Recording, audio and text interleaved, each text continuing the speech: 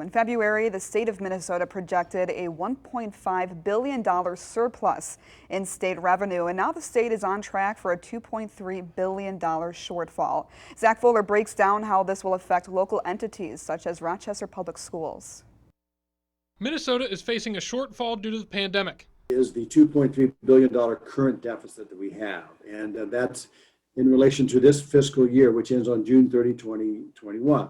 And we also have a $2.3 billion reserve. So we're in an interesting situation. We're much better off than most states. The state has been here before. But in 2011, we had a $6.2 billion deficit. Which is why Minnesota is ranked so highly. That's why we're in the top 10 states in terms of having built up a reserve, because we knew what it was like. And a reserve buys you time. It doesn't solve the problem.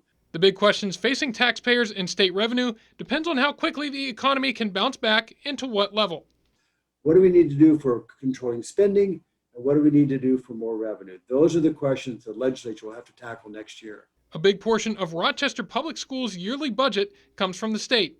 Roughly 80% of our budget is from the state of Minnesota. Schools are hoping for a 2% cost of living increase for next school year, but if that doesn't come, we'd have some tough decisions to make about if we're going to cut expenses from the budget or if we're going to spend from reserves. Balanced policy requires RPS to keep 6% of its budget in reserve each year, so it has $15 million, but their concern is for the future. We could survive a year, maybe 2 years going into our reserves, but we wouldn't want to do that for the long term. Zach Fuller, Fox 47 News. Commissioner Franz says as former school teachers, Governor Walz and the First Lady have vowed to try and protect education funding as much as possible.